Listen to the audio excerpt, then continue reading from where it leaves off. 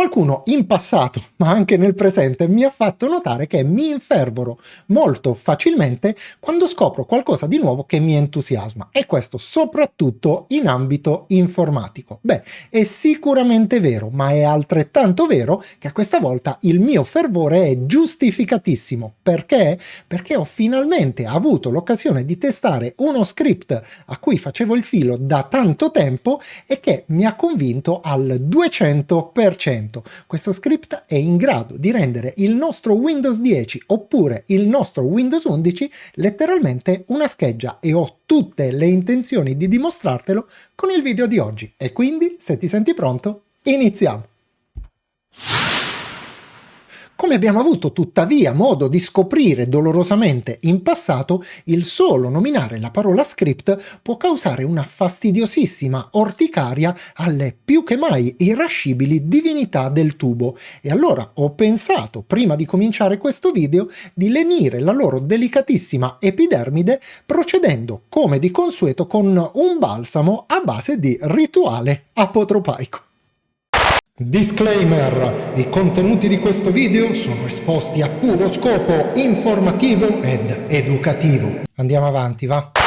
Oh, e finalmente possiamo iniziare in santa pace, almeno spero, perché quest'oggi ho tutte le intenzioni di mostrarti uno script, o meglio parte di uno script molto più grande, che è in grado di creare letteralmente, parola mia, la ISO di Windows 10 oppure di Windows 11 più veloce che io abbia mai visto in tutta la mia vita. Per procurarci lo script faremo come al solito, e cioè andremo ad aprire il nostro browser e nel motore di ricerca digiteremo come sempre Gentiluomo Digitale.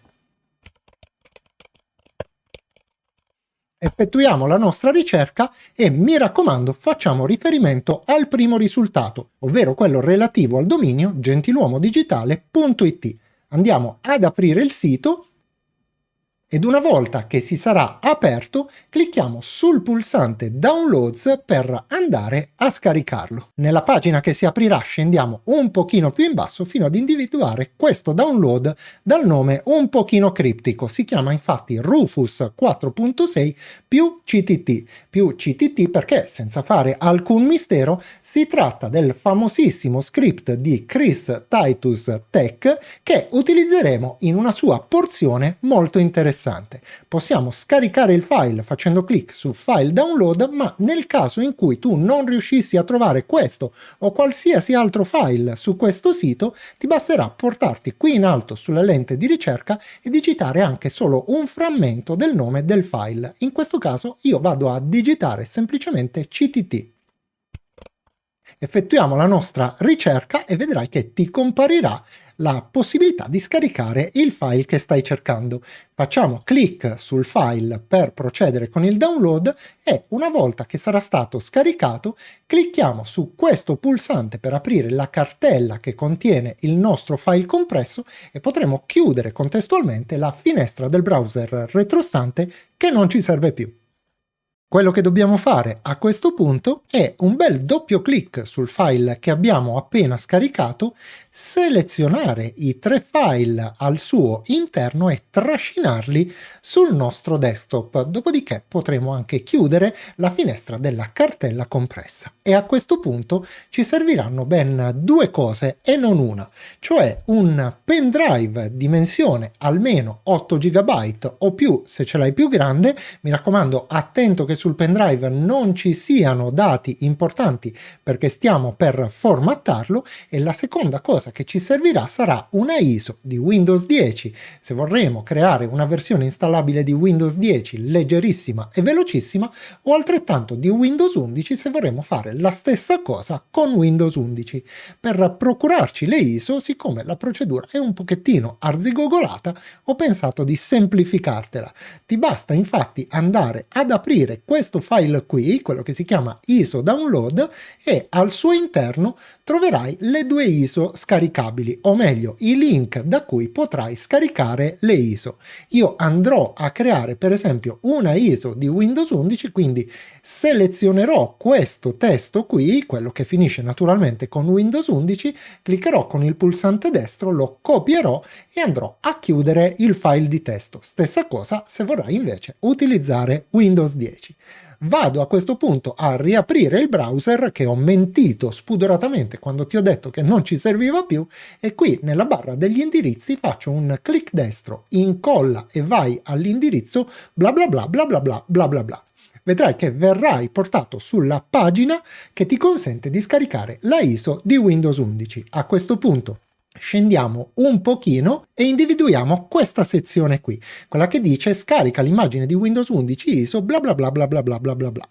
Selezioniamo in questa finestra Windows 11 ISO multi-edizione per dispositivi x64, clicchiamo sul pulsante scarica ora, attendiamo alcuni secondi che venga convalidato il tutto, dopodiché dove dice scegli un'opzione cliccheremo sul pulsantino e andremo a scegliere la nostra lingua italiano. Naturalmente sei padronissimo di scegliere il rumeno se parli rumeno. Clicchiamo sul pulsante conferma, ancora una volta viene convalidata la nostra richiesta e potremo finalmente cliccare sul pulsante 64 bit download nel caso di Windows 11, mentre su Windows 10 potrai scegliere tra la versione a 32 e quella a 64 bit, e a questo punto non ci resterà che attendere il termine del download del nostro file.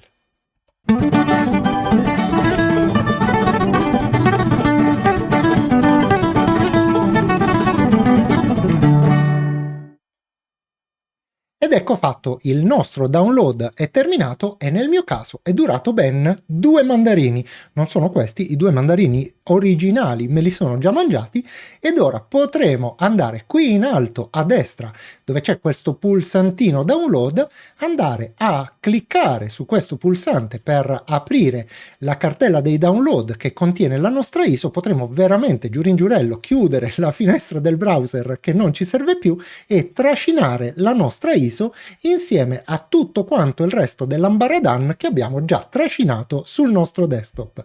Chiudiamo la finestra della cartella dei download e a questo punto potremo lanciare questo script, quello che si chiama, tolgo il tooltip per fartelo vedere bene, CTT. Questo script l'ho creato io e altro non fa se non aprire una finestra di PowerShell con privilegi amministrativi e andare a lanciare a sua volta lo script di Christitus. Ho fatto tutto questo lavoro semplicemente per semplificarti la vita, dato che digitare manualmente all'interno di una finestra di PowerShell il comando preciso di Christitus avrebbe potuto crearti problemi. Facciamo quindi doppio clic su CTT, accettiamo con sì che vengano apportate le opportune modifiche al sistema e vedrai che in breve tempo si avvierà lo script di Christitus e ci verrà aperta una seconda finestra. Spostiamola leggermente più a destra e nell'ambito di questa finestra qui, quella grigia, clicchiamo sul pulsante MicroWin. A questo punto andiamo a cliccare su questo pulsante qui, quello che si chiama Get Windows ISO.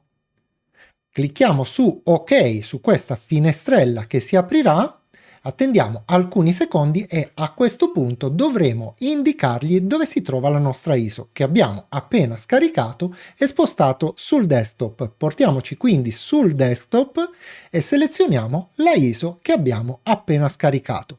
Fatto questo, clicchiamo sul pulsante Apri e attendiamo alcuni secondi che venga completata questa operazione.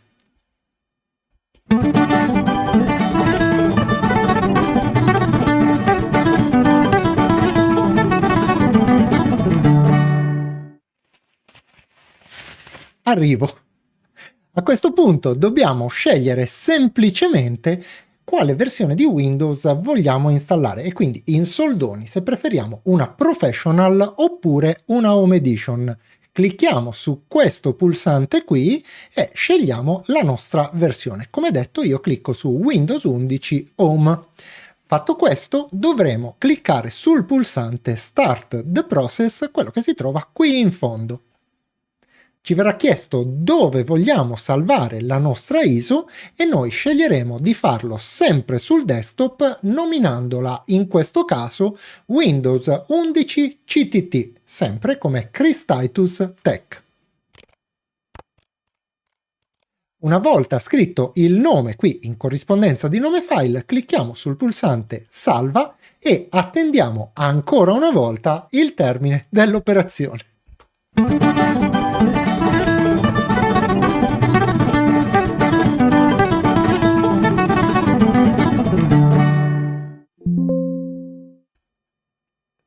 Perfetto, il nostro script ha terminato il suo lavoro e a questo punto il mio monitor è anche pulitissimo. Clicchiamo su OK per chiudere questa finestrella che si è aperta, dopodiché potremo chiudere sia lo script di Chris-Titus che la finestra di PowerShell che in realtà, come hai visto, si chiuderà automaticamente. Ora abbiamo sul nostro desktop due ISO, quella originale di Windows 11 e invece quella che abbiamo appena creato grazie a Chris-Titus che si chiama nel nostro caso Windows 11 CTT. Ed è quindi arrivato il momento di inserire nel PC il nostro pendrive. Ecco fatto.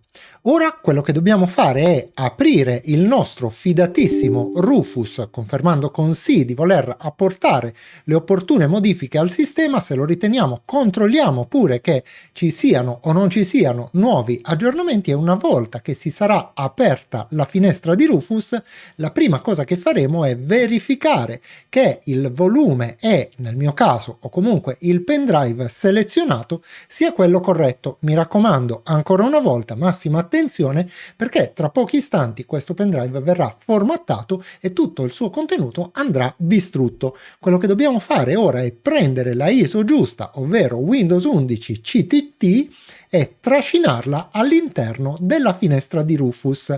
Gli diamo alcuni secondi per digerirla, dopodiché vedremo che la finestra si sbloccherà, ecco fatto, e potremo fare le nostre ulteriori impostazioni. Quello che potremo fare in particolar modo è qui, in corrispondenza di tipo schema partizione, selezionare GPT per i PC più recenti oppure MBR nel caso di PC meno recenti. Allo stesso modo, qui in tipo sistema di destinazione potremo sbloccare la possibilità di utilizzare sia la versione BIOS sia la versione UEFI per i PC più moderni. Direi che comunque questa impostazione che ho appena fatto dovrebbe andare bene per la maggior parte dei PC. A questo punto clicchiamo sul pulsante avvia ed in questa finestra potremo selezionare anche tutte le voci se lo vogliamo, ma ti raccomando in particolar modo le prime due nel caso di PC che non abbiano i requisiti per l'installazione di Windows 11, perché in questo modo con la nuova versione di Rufus andiamo a togliere questa limitazione imposta da Microsoft. Io li seleziono tutti quanti tranne il nome utente, ma semplicemente perché ho intenzione in futuro di usare questo pendrive per effettuare le installazioni sui PC dei miei clienti, dove naturalmente andrò ad indicare il loro nome utente di volta in volta. Clicchiamo su OK per andare avanti e a questo punto con la nuova versione di Rufus potrebbe comparirti questo messaggio. Tutto quello che devi fare è cliccare comunque su sì per poter procedere. Veniamo avvisati ancora una volta che tutti i dati nella nostra unità pendrive verranno distrutti, cosa che potremo confermare dopo essercene accertati, lo ripeto per l'ennesima volta, cliccando sul pulsante OK. E a questo punto parte la creazione del nostro pendrive.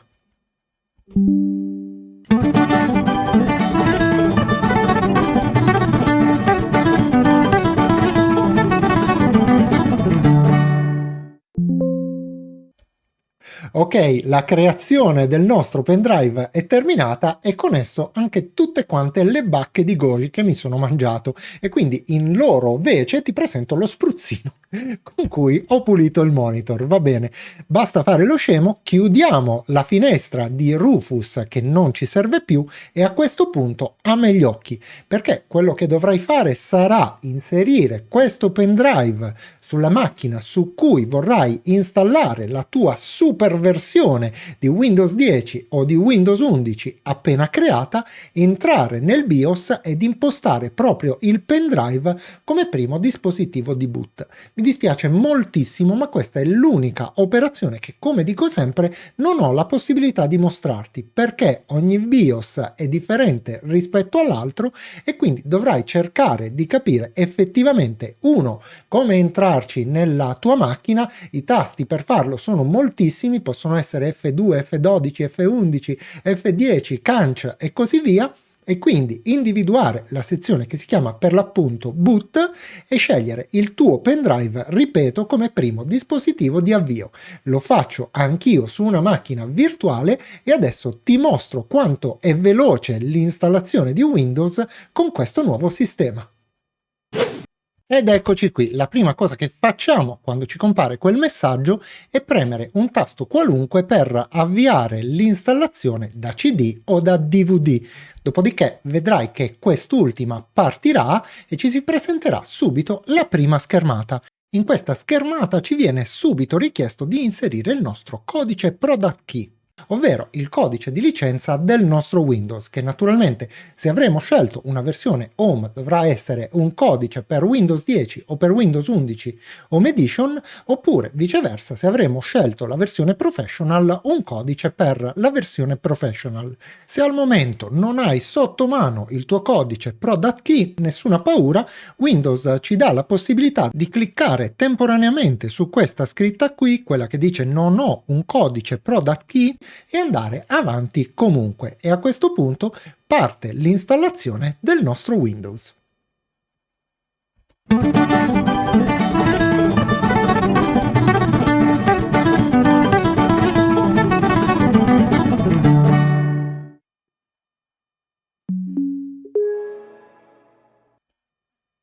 E stavolta purtroppo mi è andata male, perché cercando sono riuscito a trovare solo un caco residuo, ma purtroppo a me i cachi non piacciono, ma ne è valsa comunque la pena per avere una macchina ottimizzata da uno dei migliori professionisti della Terra, che risponde al nome del nostro adorato Chris Titus, che rispetto tantissimo e soprattutto ringrazio per l'immane lavoro che compie per tutta quanta la community internetiana. Ma andiamo a dare una piccola occhiata rapida a questo gioiellino. Per farlo premo la combinazione di tasti Ctrl, Shift e Esc per aprire la nostra gestione attività nella sezione deputata alle prestazioni, che, benché mostri un processore Intel i7 di 13ª generazione, che è il processore che è in dotazione sulla mia macchina fisica, ho assegnato a questa macchina virtuale solamente 2 core, eppure con questi 2 core a quanto pare fa veramente miracoli. Qui puoi vedere che ci sono solo 2 core virtuali assegnati alla macchina, eppure il processore è impegnato tra il 2 e il 5%. Stessa cosa per quanto concerne la RAM, che a fronte di soli 4 GB installati, teoricamente appena sufficienti per far girare zoppicando Windows 11, è occupata invece solo al 42%. Stessa cosa se andiamo ad aprire il nostro tasto Start, perché potremo vedere che praticamente è tutto pulito al suo interno, ma attenzione, il miracolo sta nel fatto che questa cosa non preclude assolutamente nessuna funzionalità di Windows, e con questa ISO potrai fare letteralmente tutto ciò che vuoi. Non manca nessuna app importante all'appello, come puoi vedere. Funziona tutto quanto a partire dal Windows Defender, che è completamente attivato e funzionante, continuando con il Microsoft Store e così via. Insomma, un vero e proprio gioiellino nelle tue mani. Come ti ho detto in apertura di questo video, ci ho impiegato un pochettino di tempo a decidermi a presentare questo script, ma non per cattiva volontà, bensì perché mi sono voluto ricavare il tempo per analizzarlo correttamente, perché mi fa piacere conoscere per filo e per segno quello che vado ad installare sul computer, e soprattutto, visto che ci metto la mia faccia quando ti presento qualche cosa, che sia un software, un hardware o uno script, Ci tengo che questo sia assolutamente sicuro ed affidabile. Ma a proposito di hardware, mi viene proprio l'idea che con i portatili che ti ho presentato nello scorso video, un sistema operativo deblottato come questo sarebbe veramente l'ideale. Se ti sei perso il video non ti preoccupare, perché te lo lascio linkato qui in alto e ti consiglio, strizzando un attimino l'occhio, di andarlo a vedere. Per quanto riguarda invece questo script, ho una richiesta da farti. Si tratta di uno script molto arzigogolato e complesso, come ho detto, ma si tratta anche di uno script di cui ti ho presentato solo un frammento e che può essere davvero molto interessante. Se vuoi dargli un'occhiata e sei interessato a scoprire anche le altre parti e tutto quello che fa lo script del nostro Christitus, fammelo sapere nei commenti e farò in modo di accontentarti. Ma veniamo ai ringraziamenti del giorno, che quest'oggi sono tutti per te, che hai guardato questo video, mi hai fatto compagnia nel corso di questi minuti, e detto questo non mi resta, come di consueto, che salutarti e darti appuntamento alla prossima.